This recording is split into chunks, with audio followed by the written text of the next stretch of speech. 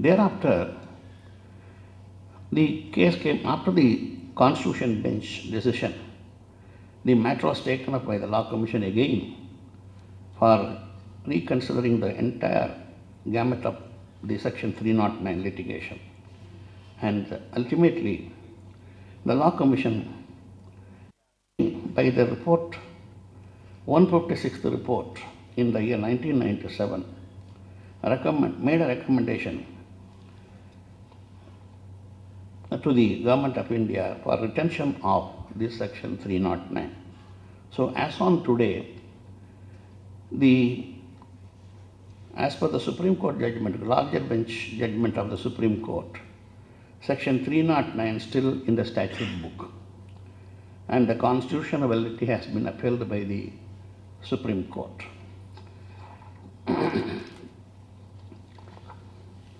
This 156th report also I have very elaborately discussed in my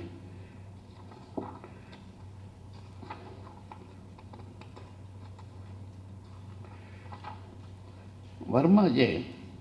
in the Constitution Bench matter further observed that the argument on the desirability of retaining such penal provision of punishing attempted suicide, including the recommendation for its deletion by the Law Commission, are not sufficient to indicate that the provision is unconstitutional, being violative of Article 14. Even if those facts are to weigh, the severity of the provision is mitigated by the wide discretion in the matter of sentencing, since there is no requirement of awarding any minimum sentence, and the sentence of imprisonment is not even compulsory. There is also no minimum fine prescribed as sentence, which alone may be the punishment awarded on conviction under Section 309.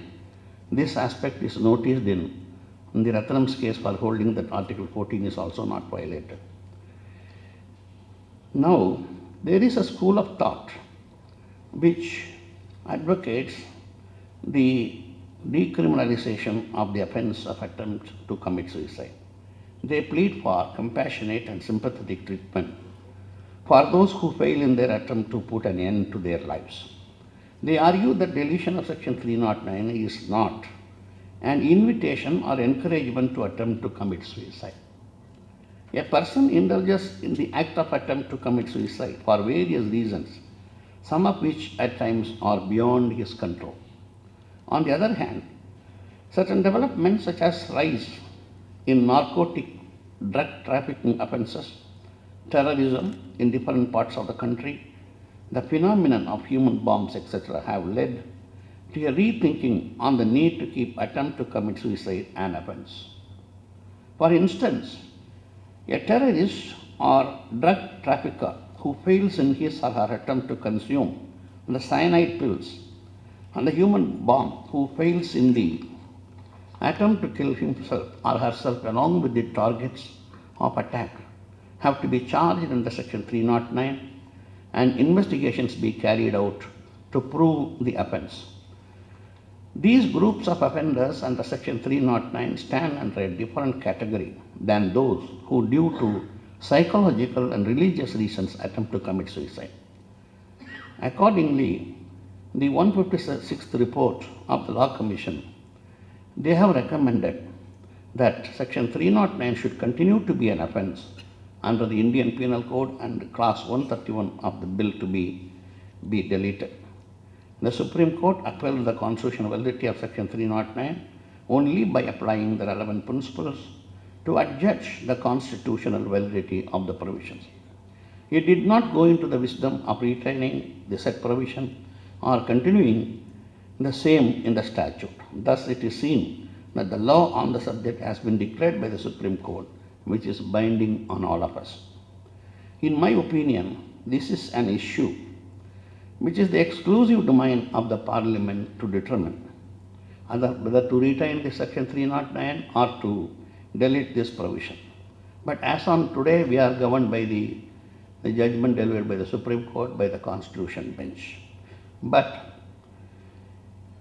I, as the Chairman of the Law Commission of India, desires to make a recommendation for the deletion of the Section 309.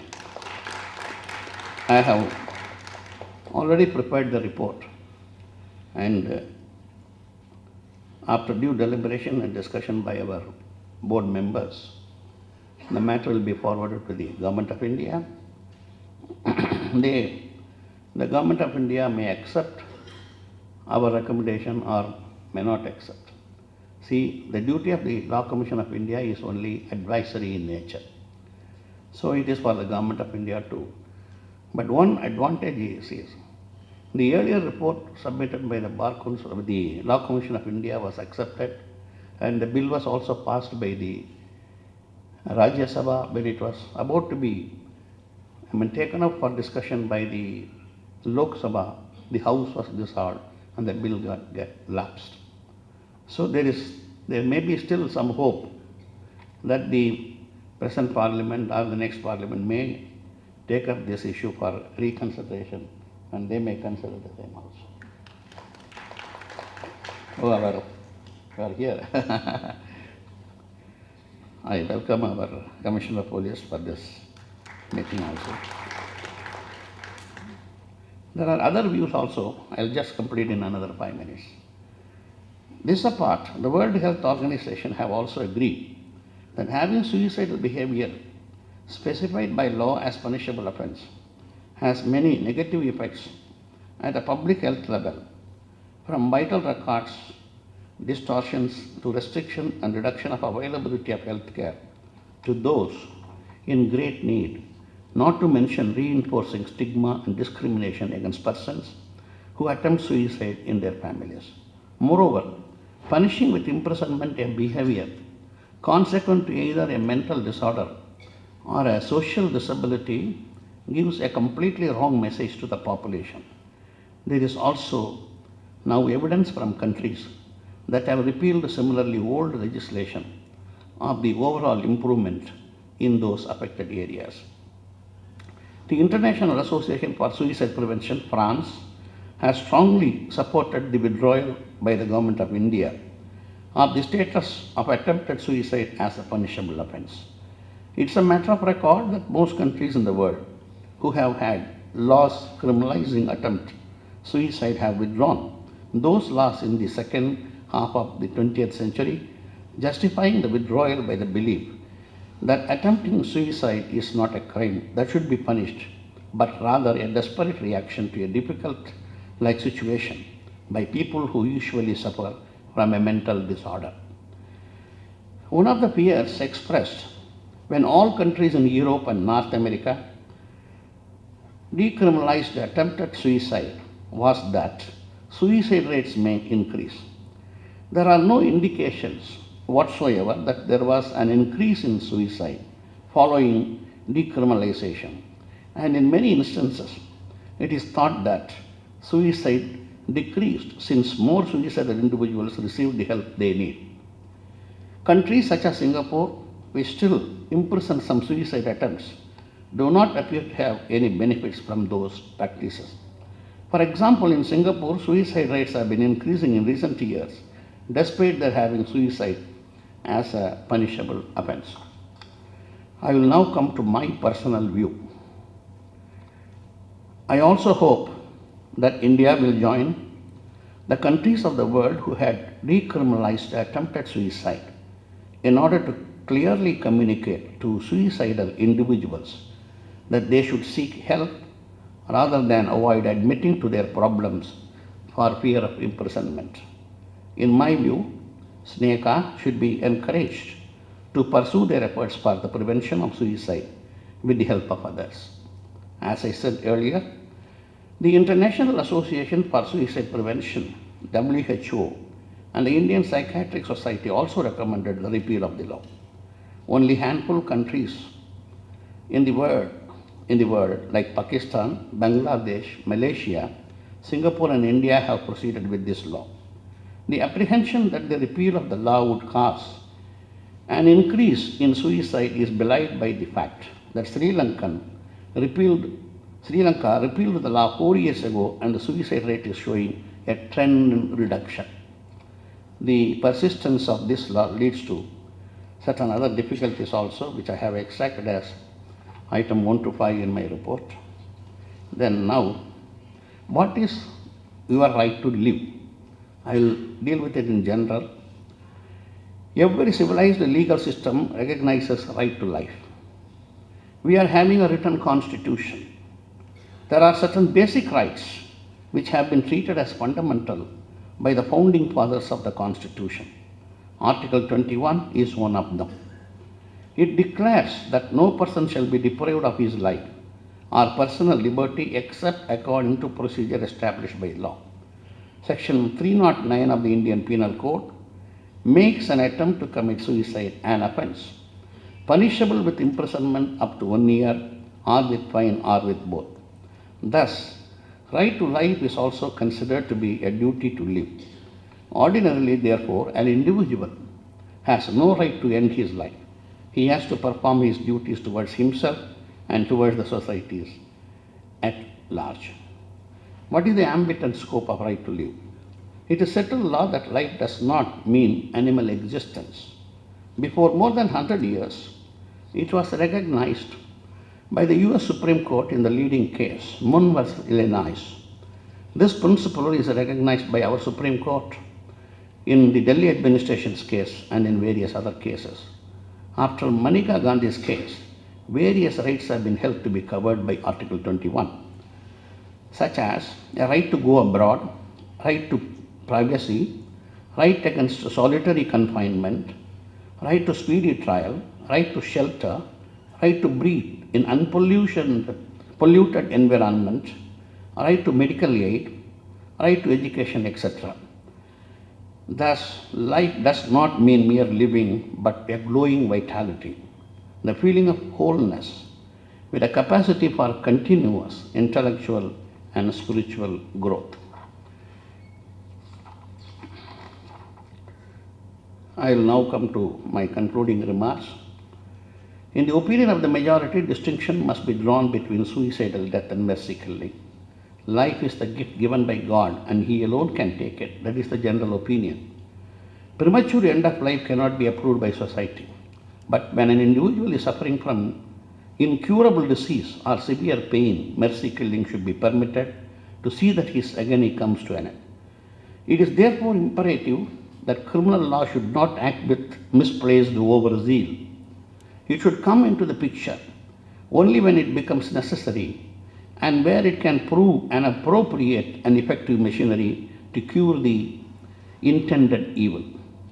In the facts and circumstances, it should be the endeavor of SNEHA to initiate steps to repeal this law, which would save many lives and relieves the suffering of the distressed. Why I am saying this is because the SNEHA is functioning in this for the welfare of the people for the last so many years. They can also make representation to the Law Commission of India with all details and their activities. If that is sent to us, that can also be included in our report while recommending the same to the Government of India. SNEHA is a voluntary organization, as I said earlier, offering free emotional support to people who are depressed, desperate and are suicidal. Their primary concern is prevention of suicidal and that the people who are suicidal are caught in a conflict between the will to live and the urge to die. People who are depressed and feel that life is not worth living may attempt suicide. Attempting suicide is considered as a cry for help.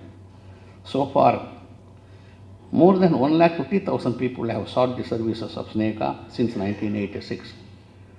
I wholeheartedly congratulate the SNEHA for the sincere efforts taken by them in this direction. SNEHA is a non-religious, non-political organization, so it is our duty to assist SNEHA, which is offering free emotional support for the depressed, desperate, and are suicidal, and strengthen their hands by extending our helping hand. என்னுடைய இடம் அமர்வதற்கு முன்னர் தமிழ் இலக்கியத்தில் சுயசைடை பற்றி ஏதாவது செய்திகள் இருக்கின்றதா என்று நான் தேடி பார்த்தேன். இதற்கு என்னுடைய ஆசிரியர் திரு கண சத்தியவேசன் அவர்கள் இங்கு அமர்ந்திருக்கின்றார். அவருடைய உதவியையும் நான் நாடினேன். மிக அழகாக 2 இலக்கியங்களிலிருந்து சுயசைடை பற்றி சொல்லப்பட்டிருக்கின்றது. அதனை நான் உங்களுக்கு வாசிக்கின்றேன். சூயிசைடுக்கு பெயர் இந்த இலக்கியத்தில் வடக்கு இருத்தல் என்று கூறப்படுகின்றது. வடக்கு இருத்தல் என்ற ஒரு முறை இருந்ததாக பழந்தமிழ் நூல்களில் காண்கிறோம். ஒருவர் எல்லையற்ற துன்பம் அனுபவிக்கும் பொழுது, மிக அன்புக்குரியவர் இறந்த பொழுதோ அந்த இழப்பை தாங்கோணாமல் வடக்கு திசையை நோக்கி அமர்ந்து உண்ணா நோன்பு இருந்து தனது உயிரை விடுவது தான் வடக்கு இருப்பது என்பது. இப்படி உயிரை மாய்த்து கொண்ட 2 நிகழ்ச்சிகள் இலக்கியத்தில் பதிவு செய்யப்பட்டுள்ளன. ஒன்று சங்க இலக்கியத்திலும் இன்னொன்று சிலப்பதிகாரம் என்ற காப்பியத்திலும் காணப்படுகின்றது. சங்க இலக்கியத்தில் ஒரு செய்தி, கோப்பெருஞ்சோழன் ஒரு சோழ மன்னன், பிசிர் ஆந்தையார் பாண்டிய நாட்டில் வாழ்ந்த அரும் தமிழ் புலவர். இருவரும் நேரில் காணாமலேயே ஒருவர் மீது மற்றொருவர் பெரும் நட்பு கொண்டு வாழ்ந்தனர். சோழ மன்னன் நோயுண்டான். தனது இறுதி காலம் நெருங்குவதை அவன் உணர்ந்தான். அதற்குள் பிசிராந்தையாரை ஒரு முறை பார்த்து விடலாம் என்று பெரிதும் விரும்பினான். செய்தி சொல்லி அனுப்பியும் அவர் வருவதாக தெரியவில்லை. தனது அருகில் இருந்தவர்களிடம் இப்படி கட்டளையிட்டான்: சான்றோர்களே, எனது ஆருயிர் நண்பர் வெகு விரைவில் இங்கு வருவார். என் பிரிவு துயர் தாழாமல் அவரும் உயிர் விட துணிவார். எனது சமாதியை அடுத்து அவருக்கு ஒரு இடம் ஒதுக்கி தயாராக வைத்திருங்கள். இவ்வாறு கூறிய மன்னனின் ஆவி பிரிந்தது. என்ன ஆச்சரியம்! அவர் சொன்னபடியே அவன் இறந்த சிறிது நேரத்தில் பிசிராந்தையார் வந்து சேர்ந்தார். அவன் பிரிவு துயரை பொறுத்து கொள்ள முடியாமல் அவனது சமாதிக்கு அருகில் வடக்கு திசையை நோக்கி அமர்ந்து உண்ணா நோன்பு இருந்து உயிர் துறந்தார் என்று இலக்கியத்திலே சொல்லப்படுகின்றது. மற்றொன்று சிலப்பதிகாரம். அதுவும் ஒரு வடக்கு இருத்தல் நிகழ்ச்சி. தனது பொருட்செல்வம் முழுவதையும் இழந்த கோவலன் தனது மனைவி கண்ணகியுடன் மதுரைக்கு பிழைக்க வந்தான். அவருடன் கவுந்தி என்ற ஜைன துறவியும் வந்தார். மதுரையில் வைகை ஆற்றில் கரையில் வாழ்ந்த மாதரி என்ற இடக்குல மாது ஒருத்தியிடம் கண்ணகி அடைக்கலமாக கொடுத்தார் கவுந்தியடிகள். பின்னர் நடந்த கதையை நீங்கள் அனைவரும் அறிவீர்கள். கோவலனை திருடன் என்று பழி சூட்டி பாண்டிய மன்னன் கொன்றான். அதனை பொறுக்காத கண்ணகி கோபமுற்று நீதி கேட்டாள். தனது கணவன் கள்வன் இல்லை என்று நிரூபித்தாள். மன்னனும் அவன் மனைவியும் அதிர்ச்சி தாங்காமல் இறந்தனர். அப்படியும் கோபமடங்காத கண்ணகி மதுரையையும் தீக்கு இரையாக்கினாள். சேர நாடு வரை நடந்து சென்று அவளும் வானுலகம் புகுந்தாள். இவ்வாறு தன்னிடம் அடைக்கலம் அடைந்த கண்ணகிக்கு எல்லையில்லாத துன்பத்தை நேர்ந்ததை கண்ட மாதரி என்ற இடைக்குல மாது சோகம் தாழாமல் வடக்கு இருந்து உயிர் நீத்தாள் என்று சிலப்பதிகாரத்திலே சொல்லப்படுகின்றது. இப்பொழுது நான் ஏற்கனவே ஆங்கிலத்திலே ஆற்றிய உரையிலிருந்து நீங்கள் அனைவரும் அதனுடைய 309வது பிரிவினுடைய சாராம்சத்தை புரிந்து கொண்டிருப்பீர்கள் என்று நினைக்கின்றேன். ஒரு முக்கியமானது ஒன்று என்னவென்றால், ஏற்கனவே 309வது பிரிவை நீக்க வேண்டும் என்று சட்ட கமிஷன் பரிந்துரை செய்தது. அதனை பாராளுமன்றம் ஏற்றுக்கொண்டது. ஆனால் லோக்சபாவிலே நிறைவேற்றுவதற்கு முன்னர் லோக்சபா டிஸ்மிஸ் செய்யப்பட்டு விட்டது. ஆகையினாலே அந்த சட்டத்தை அவரால் ஏற்றுக்கொள்ளவில்லை. மீண்டும் 309 சட்டத்திலேயே இருக்கின்றது. பின்னர் 5 நீதிபதிகள் வழங்கிய தீர்ப்பை பற்றி சொன்னேன். அவர்கள் 309வது பிரிவு நீக்க முடியாது என்று சொல்லி ஏற்கனவே வழங்கிய தீர்ப்பை அவர்கள் தள்ளுபடி செய்து, யாருக்கும் தன்னுடைய உயிரை மாய்த்து கொள்வதற்கு அதிகாரம் இல்லை, வாழ்வதற்குத்தான் அதிகாரம், வாழ்க்கை எந்த முறையில் வாழ வேண்டும் என்று அவர்கள் அரசாங்கத்தை கேட்கலாம். அதாவது free air, environmental, food and everything, இந்த மாதிரி எல்லாம் அரசாங்கத்தை கேட்கலாம். நான் நல்ல நிலையில் வாழ வேண்டும் என்று அரசாங்கம் எங்களுக்கு வேண்டிய வசதிகளை செய்து வர வேண்டும் என்று கேட்கலாம். இவைகளெல்லாம் அவர்களுடைய ஜீவாதார உரிமைகள். ஆகையினால இன்றைக்கு உச்சநீதிமன்றம் வழங்கிய தீர்ப்பின்படி 309 என்பது சட்டத்தில் இன்றும் இருக்கின்றது. ஆகையினாலே யாருக்கும் மாய்த்து கொள்வதற்கு வழி இல்லை. ஆனால் ஸ்னேகா போன்ற நிறுவனங்கள் மிக அருமையான முறையிலே அவனுடைய பணியை ஆற்றிக்கொண்டு வருகின்றார்கள். வாழ்க்கையிலே விரக்தி அடைந்தவன் தான் உயிரை மாய்த்து கொள்வதற்கு முயல்கின்றான். அவன் இறந்து விட்டால் அதற்கு பிறகு வெறும் பேசி அதற்கு எந்த விதமான முகாந்திரமும் இல்லை. ஆனால் இறக்காமல் இருக்கின்ற காலத்தில் அந்த மனிதனை சட்டத்திலே அதற்கு மிக அதிகமான ஒரு பனிஷ்மெண்ட் கூட இல்லை. நீதிபதிகள் நினைத்தால் சாதாரண பனிஷ்மெண்ட் கூட வழங்கலாம். ஆனால் அது ஒவ்வொரு வழக்கை பொறுத்து நீதிபதிகளுக்கு இருக்கின்ற ஒரு டிஸ்கிரிஷன், அதனை உபயோகப்படுத்தி நீதிபதிகள் குறைந்த தண்டனை கூட வழங்கலாம். ஆனால் அவனை மீண்டும் திரும்ப வாழ வைப்பதற்கு அவனுக்கு கவுன்சிலிங் செய்ய வேண்டும். அதை ஸ்னேகா போன்ற நிறுவனங்கள் தான் செய்ய முடியும். அவர்களுக்கு நம்முடைய காவல்துறையினர் நிச்சயம் உதவ வேண்டும். ஏனென்றால் ஒருவன் உயிரை மாய்த்துக் கொள்வதற்கு அதிகாரமில்லை. அவ்வாறு செய்கின்ற பொழுது காவல்துறையினர் அவர்களை கைது செய்வதிலே தவறில்லை, அது அவர்கள் செய்கின்ற கடமை. ஆனால் அவ்வாறு செய்தால் அவர்களை துன்புறுத்தாமல் அவர்களை மீண்டும் வாழ்வதற்கு எந்த அளவிற்கு இந்த காவல்துறை பணியாற்ற முடியுமோ அந்த அளவிற்கு அவர்கள் நிச்சயம் செய்யலாம் என்ற ஒரு கருத்தை மட்டும் சொல்லி இந்த அருமையான வாய்ப்பினை எனக்கு நல்கிய உங்கள் அனைவருக்கும் நன்றியை சொல்லி என்னுடைய இடம் அமைகின்றேன். வணக்கம்.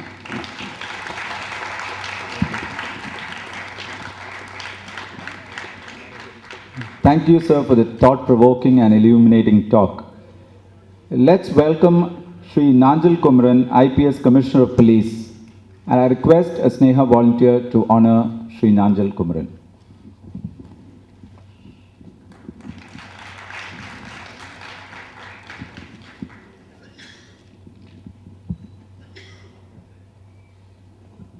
I request Dr. Lakshmi Vijaykumar to say a few words about Shri Nanjal Kumaran.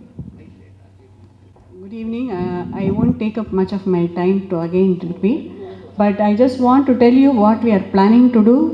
That this program we have started because the police are the gatekeepers of our society. They are the first point of contact for a person who is suicidal, and a compassionate and understanding handling of the situation could not only reduce the stigma and shame associated, but also could facilitate them to enter into the needed medical, psychological or social services. And we are particularly thankful to the police commissioner who has taken a personal interest in this, and we are going to start the awareness program for all the police starting from next week. We are going to cover all the 90 police stations in the city of Chennai, which will culminate on the 10th of September, the World Suicide Prevention Day, for which we are going to have a program. And we are so touched by the Commissioner's personal involvement and interest in this. Let me tell you a few words about him. He began his teaching career in the teaching profession and joined the IPS in 1976. He has served as Assistant Superintendent of Police, Superintendent of Police, District Superintendent of Police, and has vast experience in dealing with militant organizations. As a Commissioner of Police in Coimbatore City, he showed exemplary courage during the serial bomb blasts, unmindful of risk to his personal safety, and won the appreciation of one and all. He has worked as Inspector General of Police in charge of Economic Offences Wing and supervised investigations of several scams in non-banking financial institutions. He was promoted as Additional Director General of Police in 2002 and thereafter headed the State Vigilance and Anti-Corruption Department till 2006. He was Chief of the State Police Intelligence Wing till August 2007 when he assumed the present charge as Commissioner of Police, Chennai.